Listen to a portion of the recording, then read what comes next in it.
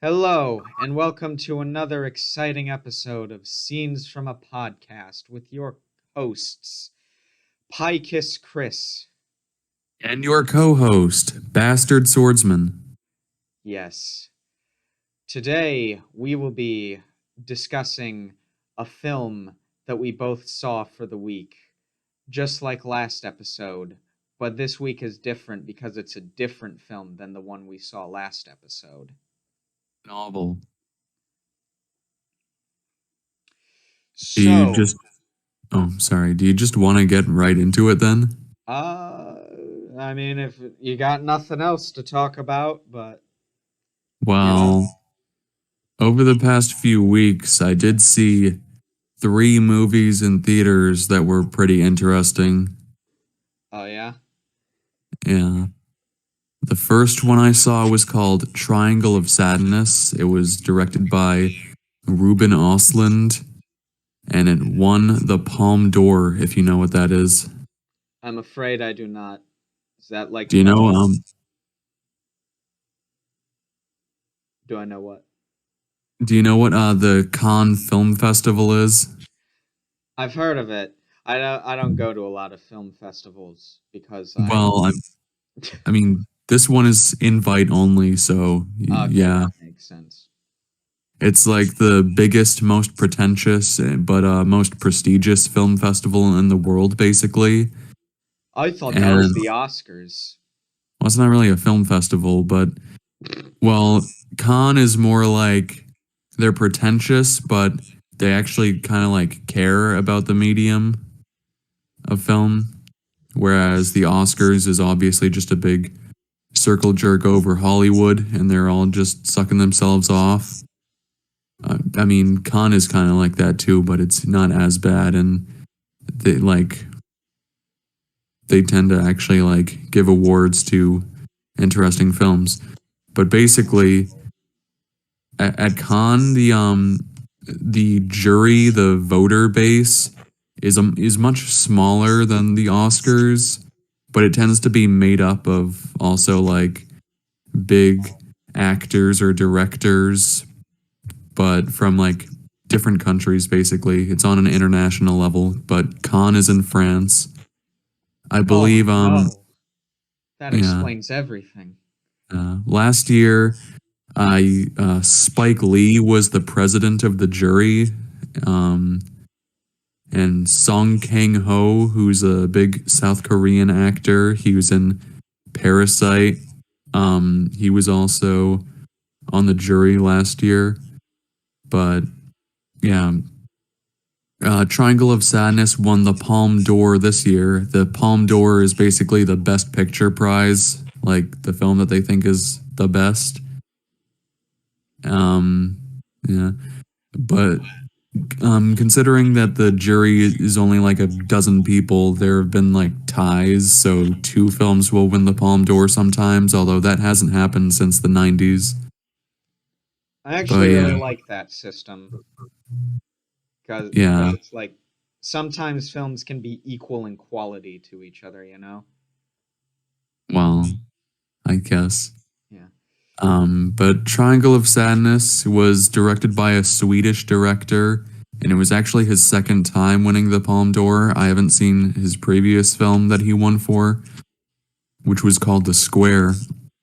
But the film is in English, though, and basically the concept is that this sort of upper class young couple who are like, well, one's a male model and the other is like an influencer, basically, social media socialite, whatever. And they're having relationship problems, so the guy decides that he and the girl should take a little like cruise, like, you know, one of those things. They're gonna go on a yacht, and things go very wrong, and it ends up being very darkly comedic and satirical of rich people and their fascinations with yachts and luxury cruises and stuff. But it also goes in some kind of crazy directions. Yeah, that film was pretty good. It wasn't like amazing. I wouldn't say it's the best film of the year or anything, but it was pretty good. It had some funny moments. It was well directed and all that. And I saw another film called Tar. Have you heard of it? I think I have, yeah. Tar. Is Yeah. it spelled T-A-R? Yeah, but there's like a little accent on the A Oh, I see. because it's supposed to be a person's name. It was directed by Todd Field, who hasn't directed a movie in like 16 years, I think, and this is his comeback.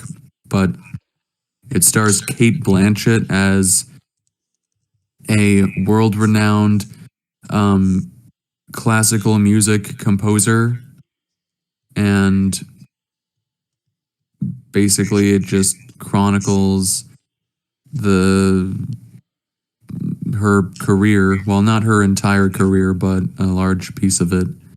The character's name is Lydia Tarr, and she's not a real person, but sometimes I've seen people like coming out of the theater and like they thought they were talking about it.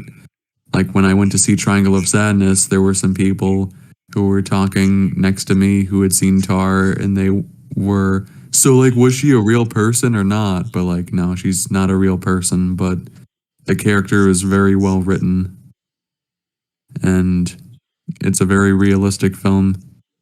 And Kate Blanchett had an amazing performance, and she'll probably win Best Actress, and that'll be her third Oscar if she wins. Yeah. Kate But yeah, Blanchett is... Oh, sorry. no, you continue.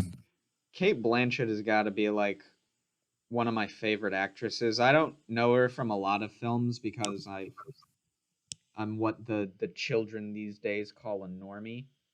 But yeah, the few films I've seen her in, she's always been like the highlight, you know? She's just like, unless the cast that she's working alongside with is like really exceptional, she's usually like the big spotlight stealer, you know? She is a really good actress, and she was amazing in this film. But yeah,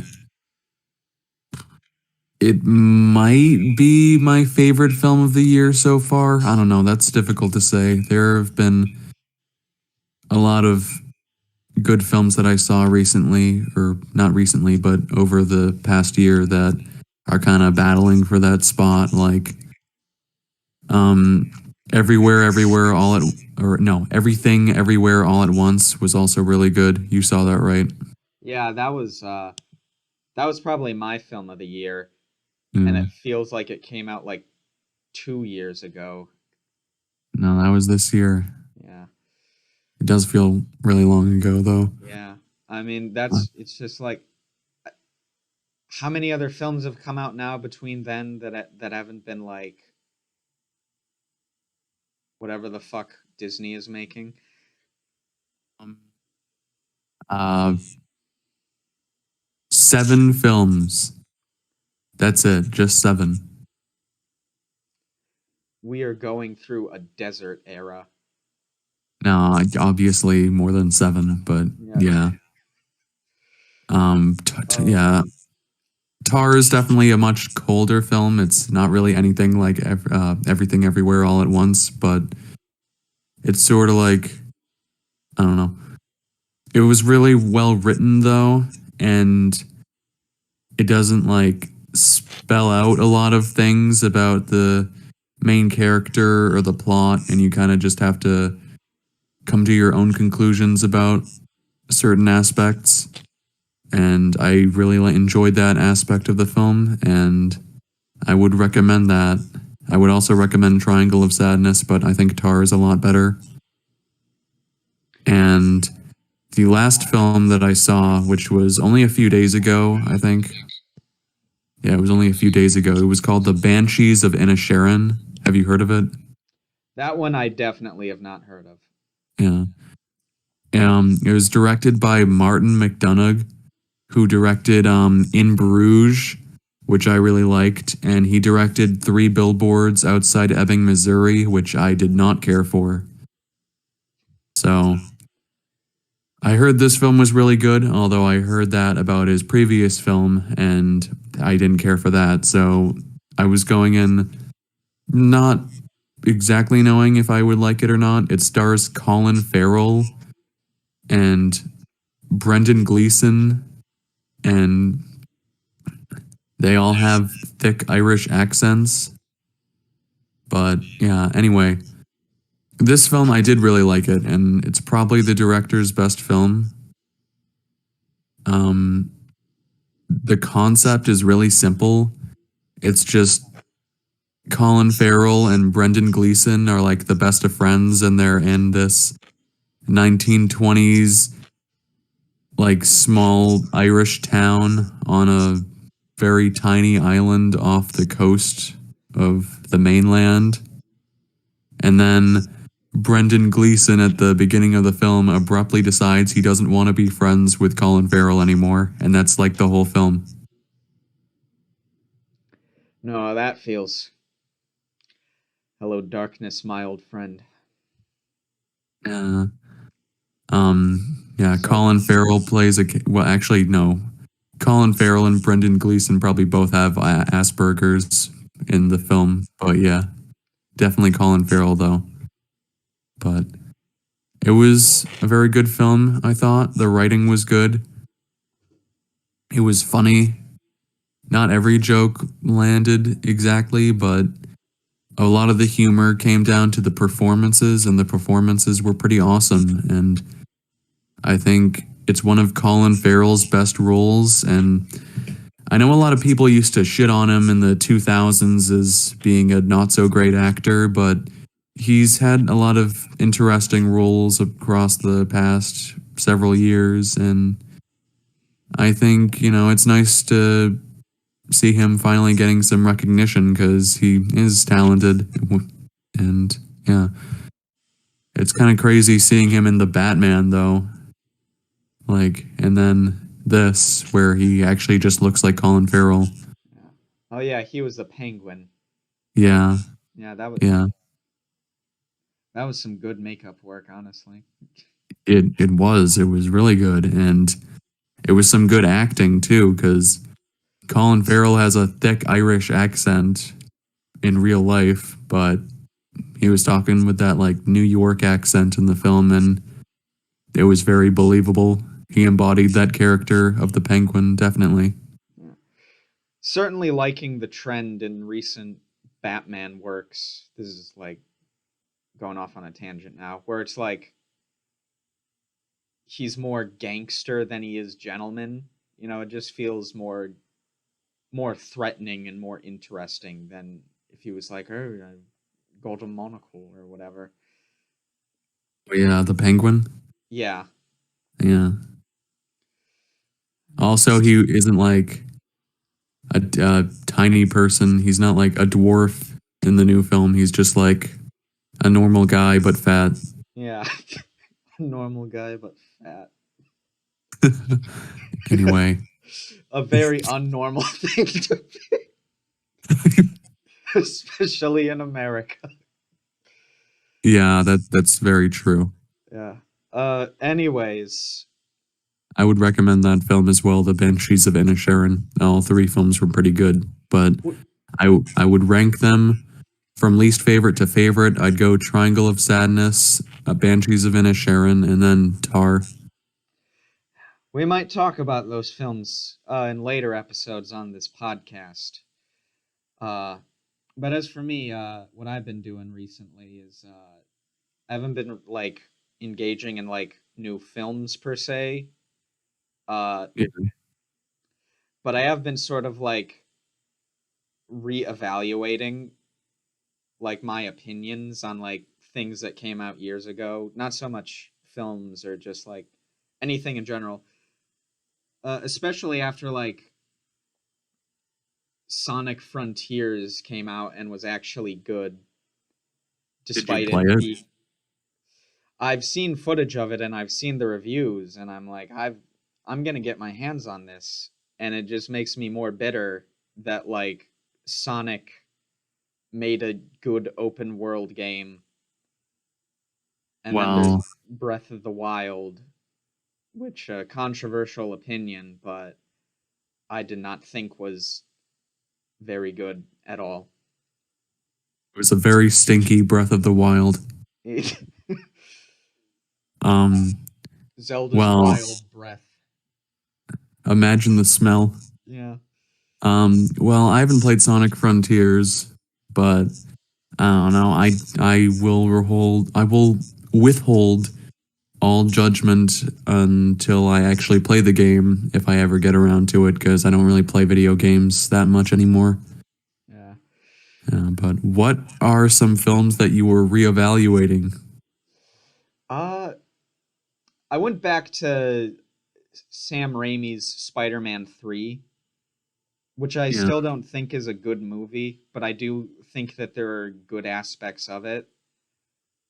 yeah. Uh, the thing about the I Raimi trilogy for me is that like it's all about like the romance between Toby's character and Kristen Dunst, however you pronounce it. Kirsten Dunst.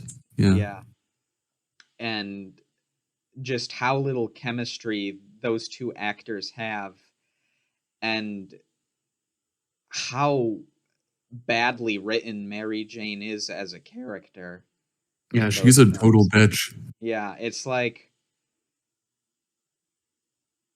that really just sums it up. Yeah, you really don't have to you really don't have to go into much detail about it. I mean, Yeah. honestly, the romance is probably the worst part of the trilogy, so A lot of and people give me the stink eye when I say I don't think the Andrew Garfield films are that bad. The first one, anyway, at least. The second one is well, the second probably on that's par with Spider-Man 3. But I have more tolerance for that movie, I guess, overall, just because like Garfield and Stone have more chemistry and their romance is more tightly written, so well, I haven't actually seen The Amazing Spider-Man 2, but I know it doesn't have a very good reputation. But yeah, it's not a good Spider-Man movie. 3 gets shit on a lot, but it does have a lot of goofy moments. Even some ones that I would think aren't intentional, because I know Sam Raimi does intentionally put a lot of campy elements in his films. But I mean, Spider-Man 3 is still fun. I don't really hate the movie. Yeah. A lot of people took issue when it came out with the way it portrayed Venom, but I actually really like the design of Venom in that movie. I think it's more the character of Venom. Yeah. Well, I mean, it's like I was always of the opinion that anti-hero Venom was a weird direction for the character, and Topher Grace isn't who I would cast in the role. Yeah, definitely not. But it's like, to me, it felt like it under Raimi, despite the fact that he ironically hates Venom as a character and didn't want him in the movie, he like wrote him in a way that I sort of wanted to see Venom as like Yeah. a horror movie monster with like no redeeming qualities and is just out for blood. I mean, I'm not a fan of the Tom Hardy Venom at all. He is, no, he sucks. I'm sorry. I'm sorry, Venom Bros. Venom Venom, Heads. Venom, Venom, Venom. No, it's like.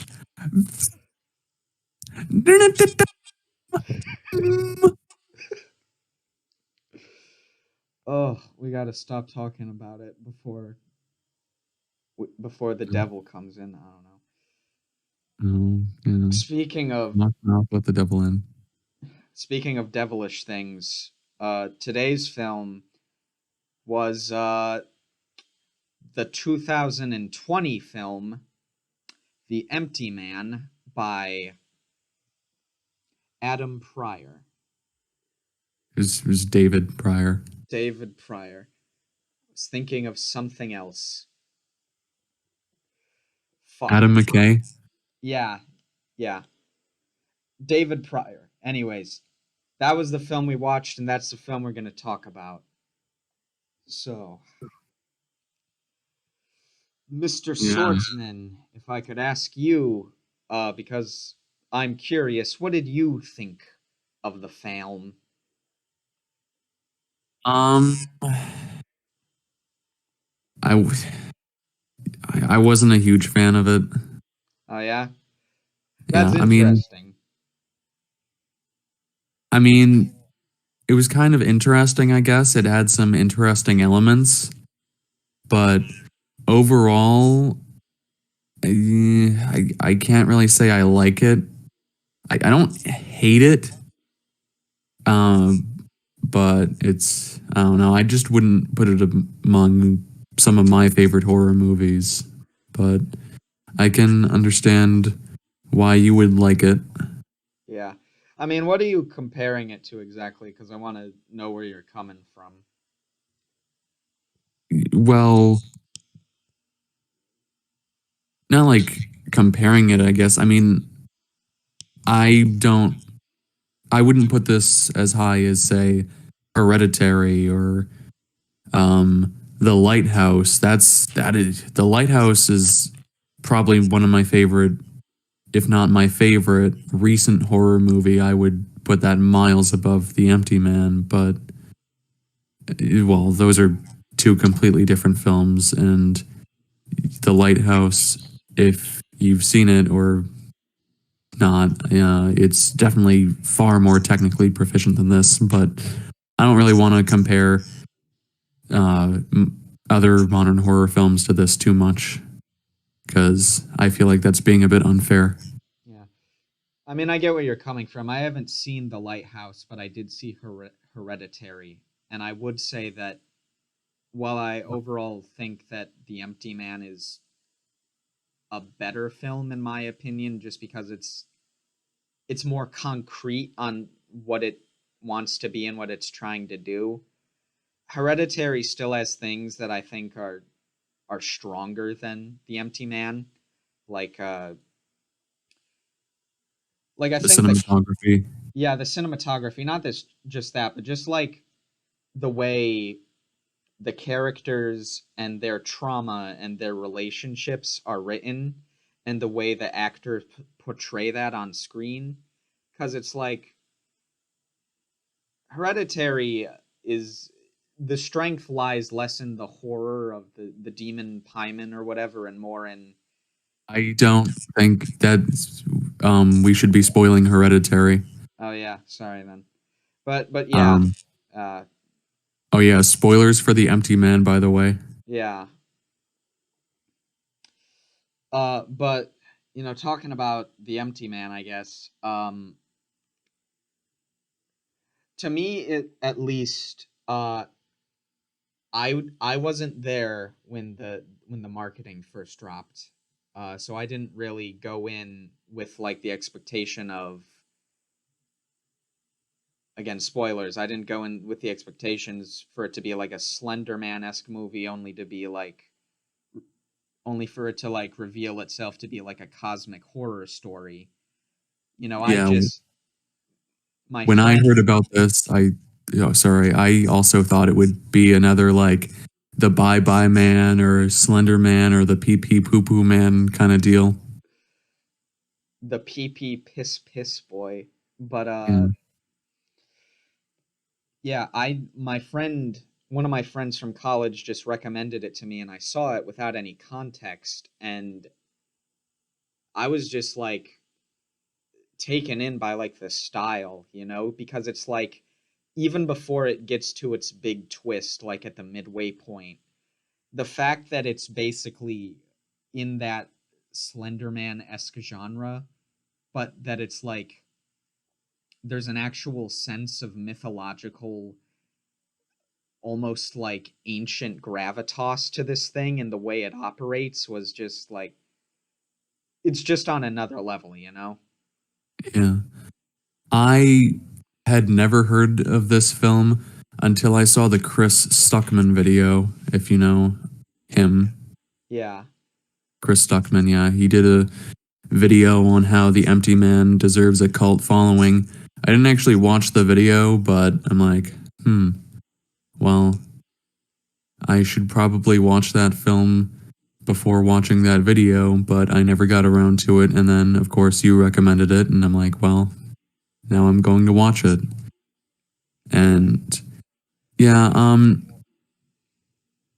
one interesting thing about The Empty Man is that it does combine a lot of different concepts and sort of like um horror like tropes and stuff, because the beginning they're in Bhutan and there's a lot of like mysticism and Buddhist imagery and all that, like, and then it like switches to a sort of like teen movie almost when you're hearing about the kids who did the empty man ritual, and then, you know, who they're being targeted by the empty man.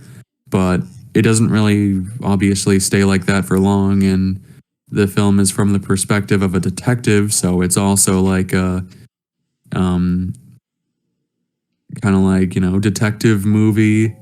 And there are a lot of influences of David Fincher in this. And if you didn't know, David Pryor worked with David Fincher on like making of documentaries and like bonus features on some of Fincher's films, like Fight Club and Zodiac.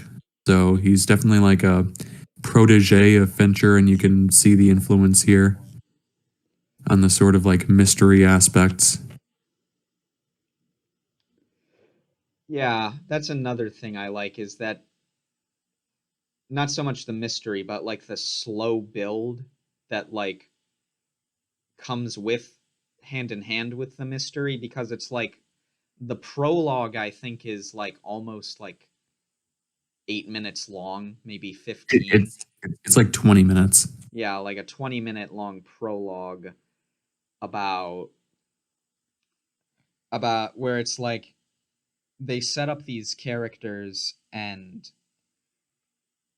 then them stumbling across like this thing that sort of, for lack of a better word, activates the, The skeleton appears. yeah, the skeleton appears. Uh, but it's like what I'm trying to say is that it does a good job of of establishing the imagery and sort of motifs that get associated with the Empty Man throughout the rest of the film, like the whispering and the blowing into like a wind instrument, even like the spinning of like random objects, this, and even like Yeah. the you move towards it, it moves back sort of thing that like gets brought up later in the film when he like infiltrates the cult headquarters. When you stare into the abyss stares back into you. Yeah. I mean, Um, I just oh, feel like it, sorry. no, it's all right. You go ahead. Yeah, it does it's like you don't know quite how this thing operates, but you know that there's a methodology to it. And the fact that like they never concretely explain how it works, because the way it works in the prologue and how it works in like the modern day when the story's taking place are slightly different, but they're just similar enough where it's like you're like, okay, so there's something going on here.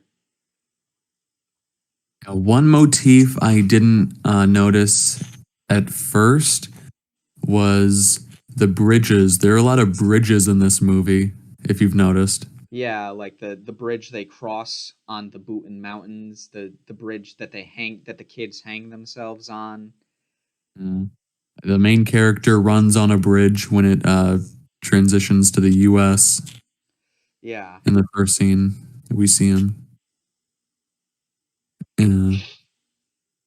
Um, I think the script is mostly like okay. It doesn't really have any moments that really blow me away or anything.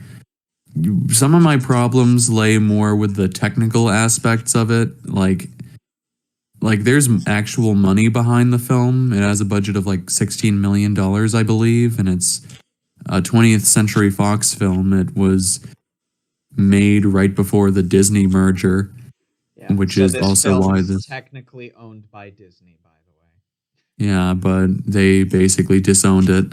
They don't give a fuck about this movie. They like basically pushed this out, and like it was like pushed out to die basically. You're not gonna find this on Disney Plus, although that would be fucking hilarious. If it's Yeah. Um. Yeah. I really don't like some of the editing choices, like at the very end of the Bhutan prologue, when like the shit is just like flashing across the screen. It honestly reminded me of like some Suicide Squad editing. I wouldn't say it's that bad, but it does sort of like it does seem sort of like lesser than like what the rest of the movies doing. Yeah, yeah, it wasn't that bad, but it just was a bit obnoxious to me. And I found some of the violence to be like really unconvincing and just fake. Like when the girl stabs the guy at the very beginning in the prologue, it just looks really digital. Like, I don't know, it just like she's not really using her real arm to stab him. And when the teenage girl gets killed by the empty man in the sauna, like, and it shows her stabbing herself, it just looks like the actress's head on like a CGI body or something. It looks awful. And that kill in particular just looked so goofy. Like when it showed like the empty man using the scissors to stab her, and it like just the scissors keep pulling back and you see no blood on them. Like, what? And the sound effects were really comical.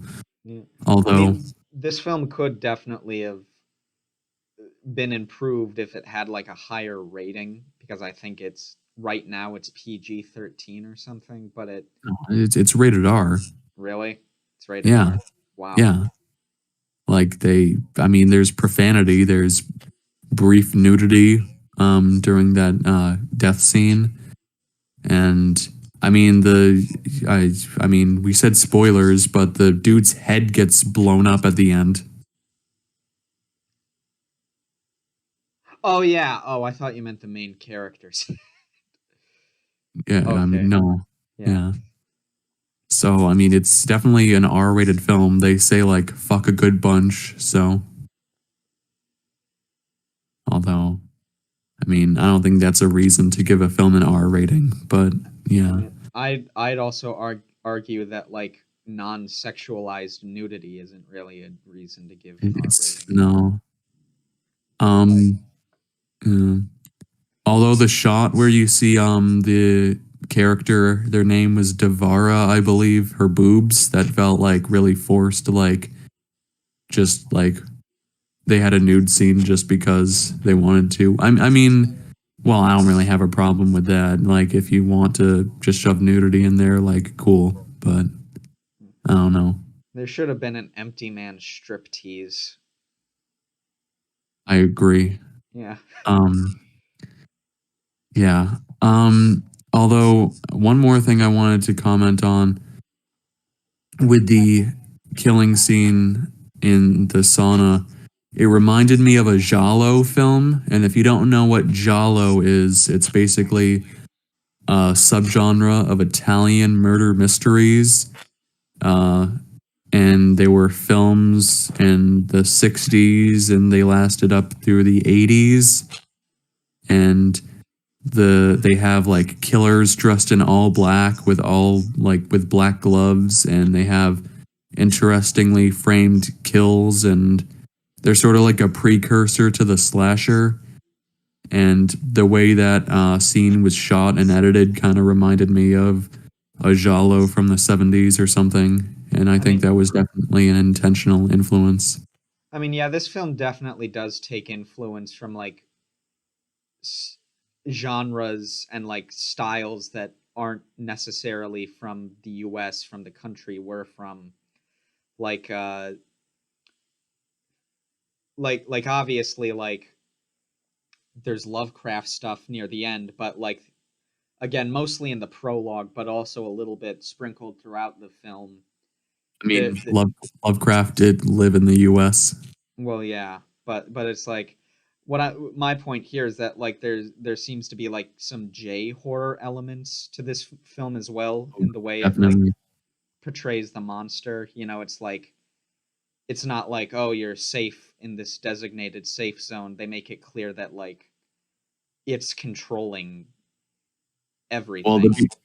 the beginning with the kids blowing into the bottle and saying like in 3 days he finds you, that kind of reminds me of The Ring a lot. Yeah. Yeah.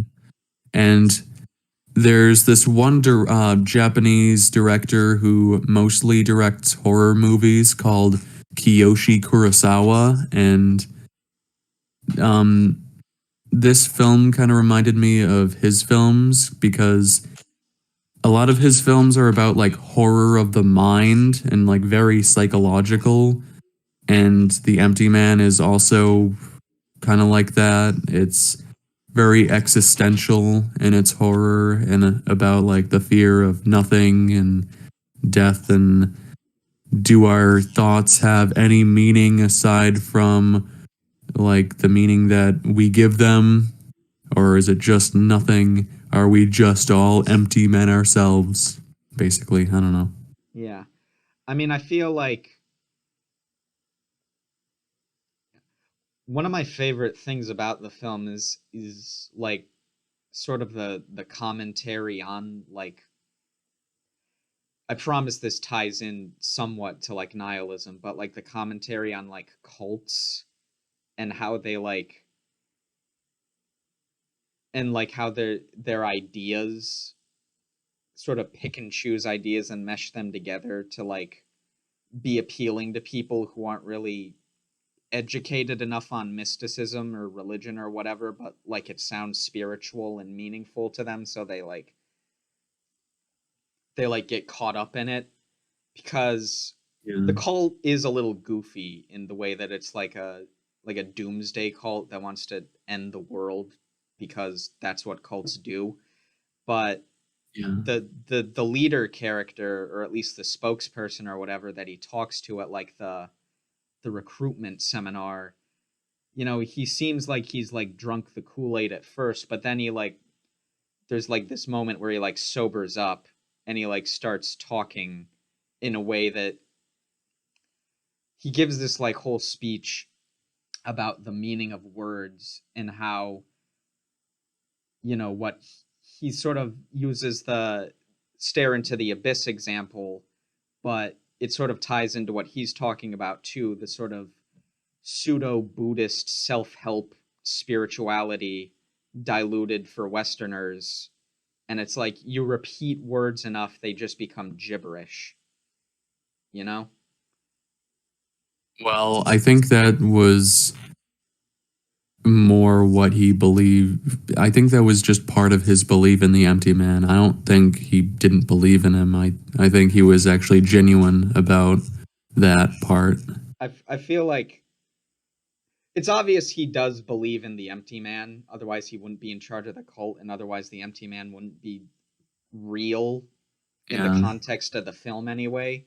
But Well, obviously. in the context of the film, but but to me, it's like I'm trying to like articulate this in a way that is like cohesive and not just me rambling. You can ramble, that's fine. Okay, so yeah, like he himself is obviously a nihilist. Like he doesn't believe things have meaning, but I also get the sense that he's built the cult the way it's been built because he believes that refrigerator magnet ideas, as he calls them, can be sold to people for his benefit. He's promoting harmless, feel good stuff on the surface for like sort of an existential, moral nihilist agenda, basically. Yeah. I mean, Um, again, this is just like my interpretation of it. Again, the cult as it's presented in the movie is still kind of goofy. It's honestly one of my least favorite things about the film. Like, I like the idea of exploring nihilism and all that, but I don't know. yeah, Once you there's know anything about real world cults, this like doomsday Lovecraft stuff isn't really all that scary. no. Um, yeah, real cults are a lot scarier. Yeah. But yeah. I don't really want to say the name of the film because just saying the name of the film would be a spoiler. But I remember there's another film that I saw that was pretty cool, and at the end they just sort of introduce a cult, and the cult is like the weakest aspect of the film. I think I know Mm. what film you're talking about, but I'm not gonna say. Um, all right, I'll say it after the stream and see if it was what you were thinking of. Yeah. But there are like a few other goofy moments, like when the main character James just abducts that guy on the street, like in broad daylight, And and nobody like stops him. yeah, no, like nobody notices anything. I'm like, well, that's a bit unbelievable. Like he's like yelling in his car and shit, and I'm like, yeah, I'm pretty sure like somebody would notice that unless just everyone in the town is a cult member. Well, it's a man being kidnapped. Nobody cares. Just another day in Missouri. Yeah. Um, yeah. Uh, Speaking of nihilists, that young girl Amanda is definitely also one, and I really did not like her actor at all. Yeah, yeah, upon rewatch, like she's definitely more annoying than she was first viewing. Like, She's just like she's just like really deadpan and doesn't have any emotion in her voice. And like there's this part of the film, there's this line where she talks about her trauma or whatever, and like she says, "Oh, I used to be messed up," and I'm like, you can't really tell from her performance that she's being genuine.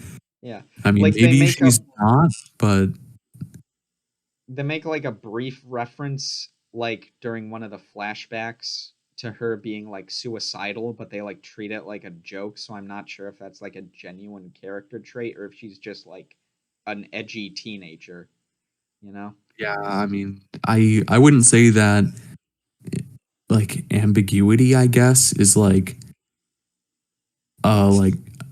a good ambiguity, like the identity of the empty man. I just think she's not a very well written character, but like even I if she's supposed to be somewhat mysterious or whatever. I mean, here's the thing. Like horror movies, this is my opinion. Horror movies need to stop having creepy children and creepy teenagers in Yeah, definitely. general because little kids are not scary, No, you you can know? just hunt him. Yeah, Boom. adults are scary, you Well, know. I mean, scary old people aren't actually scary either because you can easily beat them in a fight. Well, I mean like middle-aged people, people who are from like 20 to 40 basically. Yeah. Those are the people who you don't mess with. But Yeah. You don't want to mess with us. yeah, you don't want to mess with my garlic bread addicted ass. Yeah. And like there's that other line where one of her friends said that she was screaming in class, and like I don't know if that like is a believable action based on the character that we've seen, but whatever. I mean, I think there might be the implication that she's like kind of a victim Oh, herself and being brainwashed, but like oh yeah, that's probably why she's interested in the empty man. the way she's like written and like the way she's acted do not like give credence to that idea, which I would at least be fine with her character if they treated her like a genuine victim of cult brainwashing, but she's not. Yeah. In general, I'm not really a big fan of the acting in this film, though. Like, Amanda's mom, also, when the cops come over and they find the blood in the bathroom, like, she's like, no, our relationship is, we are perfect. Like, I don't know, her performance was also just really, like, bad, and it just felt like an unnatural scene and an unnatural reaction to her daughter who's missing. Like she didn't seem distraught at all. I She just was like, just another incident of her acting up or something. I don't know. I don't think that's how the scene went. I felt like I'm you might have picked up on some things that I didn't, but I felt that that scene was more so about the they were like she's Well, basically like scared out of her mind that her kid's like offed herself because all she knows is that she's gone and that there's like blood on the mirror and I know that was how the scene was supposed to be, how that was supposed to come across, but I just didn't get that from the performance. Is just what I'm saying. and I get you. I personally didn't think the acting was that bad, save for like whoever was playing her daughter. For the Yeah. most part, I thought the actors were decent. I especially liked the guy who played the police chief. I felt he did a good job playing someone who was very like melancholic, not melancholic, very like someone who's basically used to seeing a lot of shit, and even if he's like out of his depth with this, he's sort of aware of that, you know? Um, Yeah. One scene that I thought was effectively creepy is when he's in that little like cabin and he watches the videotape and it shows the cult member like spreading their like blood and guts on the wall. That was actually kind of like creepy. Yeah. That was probably the creepiest scene to me. I feel like it's not the scariest horror film ever made, but like No. when it gets creepy, it like it's like genuinely like creepy, you know? Like I feel like the way the Empty Man is first introduced as him just being this like distant figure in a blizzard who like only starts moving when you start moving. And like each time it cuts back to him, like the camera's a little bit closer to him than it was before. I felt like that's like a genuinely nice way to like set the tone for the film, you know? Yeah. What did you think of the ending? I I liked it, honestly. I felt it was a pretty okay, so spoilers for the ending. I felt it was like a pretty it felt like it was what the film was building up to basically, so it didn't like come out of left field. Yeah. Just the idea of that he's a thought form. Yeah, Tulpa. Yeah, like a tulpa. Just like my girlfriend, but Yeah, I no. mean, it doesn't like, yeah, it doesn't come out of nowhere, and there's definitely build up to it that also like isn't extremely obvious on your first watch, although there are some kind of like, you know, weird aspects to it like that don't like some of the I wouldn't say all the foreshadowing is completely natural, but I mean it makes sense. Yeah. To me at least, it's just like he seems like a very flat character, Yeah. and almost like he's more of an archetype than a person. And then, like, the film actually justifies that by saying, well, we created him to be this noir type character because him having a noir type tragic backstory would make him the perfect host. It just felt really clever in that way. I mean, reading the film that way, I would less charitably say that it's more that he just isn't written in a very interesting way, because I'd say a lot of the characters are very flat in this, I in mean, my opinion. I get where you're coming from. They're not like,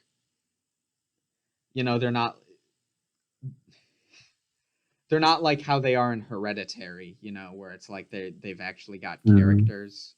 But to me, it's like it was fine for me because the film was more about the ideas and the presentation and like the aesthetics and the tone than it was about like the characters or even the story, I guess, to a little bit of an extent. Yeah. Uh, in terms of aesthetics, I mean, there are a few shots that look good, but I don't know. There are also a lot of shots where the lighting looks very cheap and fake, and I don't know. I'm not good at describing it, but I don't know. It will like basically like a character's face will like be too bright or like too dark in like the same scene, and it just feels a bit inconsistent with that. I don't know if I'm just crazy and I'm just looking for things to nitpick, but I don't know. I don't know. Sometimes it's like I'm not nearly educated enough on like film to be commentating on film, which is funny because I'm running a film podcast, but So I'll true. take your word for it. At least Uh, I'm more qualified than like the nostalgia critic, so yeah. I wish he did a review on this film. yeah. Wait a minute. Yeah. Um, yeah. I thought the ending was pretty all right. I can definitely see why it would be polarizing to people. Um, I do think it's kind of lame that all of his scenes with Amanda's mother are just now like kind of nothing. Like okay, like so was the implication that the empty man was also implanting those thoughts in Amanda's mother's head, or was he just like going full schizo? And I think that's what it was implying because he's there's this really clever thing the film does where it's like he's calling her on the phone and she's saying I don't know who you are, yeah, and then like the daughter says the signal's getting weaker because like the vessel they're using is dying. So it's like I feel like that was they're not just using it to make him real, they're using it to make everyone's memories of him real. yeah. I don't know. I'm just not a big fan of the everything was fake. None of these relationships were real the whole time, and it like what you thought was happening never happened. Like I'm just not a big fan of twists like that most of the time. It just feels kind of like a cop out to me. Yeah, I can see where you're coming from. It sort of does make sense here. It's just I don't know, not my thing I, personally. I mean, if I was more invested in like the adultery plot line, I could I guess I'd feel gypped, but I just don't think adultery is a very interesting subject in most films anyway. Really much chemistry between the two, anyway. Yeah. It's like, oh, Uh, look, he's cheating on his wife. That's who gives a shit. yeah. you know? Yeah. To me, though, like, I can forgive, like, any flaws or, like, subjective little nitpicks this film has. Just, again, because I was, like, very intrigued by not just the themes, but even how well it executed some of the, like, more American oriented horror cliches. Like, that scene where they like summon him on the bridge, there's legit tension there because they take the time to actually build it up, you know? Yeah. I don't know. In terms of existential horror, I think like I name dropped Kiyoshi Kurosawa before. I think he does that like a lot better than this. I know you probably haven't seen any of his films, but um, yeah, I mean, it's like okay. Yeah. Yeah, I Um, see where you're coming from. I definitely don't think it's the be all end all of horror. You know, it's probably my personal favorite horror film, but that's probably just because it like appeals to all me. time. Well, all time. I'll again. I make a distinction between best film and favorite film. So it's like probably the best horror film I've seen anyway would be Lake Mungo, but this is definitely my favorite. Still, so you still haven't reevaluated The Shining, huh? The Shining is honestly The Shining has a lot more. I honestly think The Shining is more of a character study than a horror film anyway. Like it has more to do with like whatever's going on with Jack Nicholson's character than I mean it's horror oriented, I guess. Well, we can probably have a good discussion on that. That would probably go on for a while, but Yeah. yeah. Um, yeah. Is there anything else you wanted to say about The Empty Man? You know, I feel like I might be repeating a few points I made, but you know, I feel like they're worth bringing up is that like I feel there's sort of a subtle commentary on the way ideas are sort of like diluted and changed over time in this film that sort of Yeah. ties into the idea that ideas are meaningless and that it's just refrigerator magnets like how the empty man starts out as something adjacent to like Buddhist philosophy almost and it like ends up being sort of transferred when the cult comes to America being transferred to like a Slender Man, Bye Bye Man esque thing. Again, definitely better handled than the way the Slender Man cliches usually are handled, but I mean, this is definitely a better movie than the Slender Man movie or the yeah, Bye Bye Man. yeah. They call it the Bye Bye Man because as soon as you walk in, you're out. Yeah. Yeah, when the first scene opens, you want to say bye bye to that piece of shit. Yeah, yeah. But it's like I saw another sort of film analyst talk about that. I also really like the ambiguity as to just what the empty man is and what it represents because it's like is it like a legit Lovecraftian horror that is older than like our reality and our perception of it, or is it something that was like brought into being through like collective unconscious, like is it a tulpa itself? We don't know for sure, and that adds to like the ambiguity and sort of feeds into the theme of ideas and existentialism and nothing really being certain, you know? Like if they Yeah. had just Like a lesser film would just have come out and given like a backstory that wasn't necessary. That was one of my problems with Prometheus, is that it like tried to remove the ambiguity of what the xenomorphs are by giving like a backstory and saying, oh, they were just created by these. Probably shouldn't say that in a non-Prometheus thing, or at least give a spoiler warning. Oh yeah, sorry about that. But I don't know. I feel like even most people who haven't seen the film would know that it's like a pseudo prologue to like the Alien franchise, basically. All I know is about Prometheus is the Prometheus school of running away from things in a straight line. Ding. How dare you fucking reference Cinema Sins on Cinema my Sins. podcast. Yeah. So anyways, yeah, those are our thoughts on The Empty Man. I loved it. This is my second time viewing it. Was not disappointed by it, though there were some things that I felt could have been changed about it.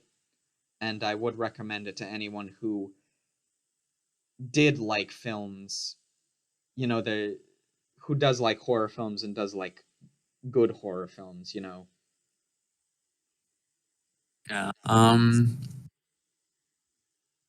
not the biggest fan of The Empty Man. I think it has some interesting aspects, even though I'm not like fully convinced by the supposed depth of in which the film explores those concepts. And I do have some other problems with the film, but it is kind of interesting. I didn't really hate it. And I did like it a bit more after sitting on it for a bit. It's a film that actually has a vision, unlike your average crappy horror movie. Yes, Yeah, it's significantly different than the graphic novel it was based off of. yeah, it was based on a graphic novel. I did know that. Yeah. Um, yeah, it's definitely a film that deserved better than it got.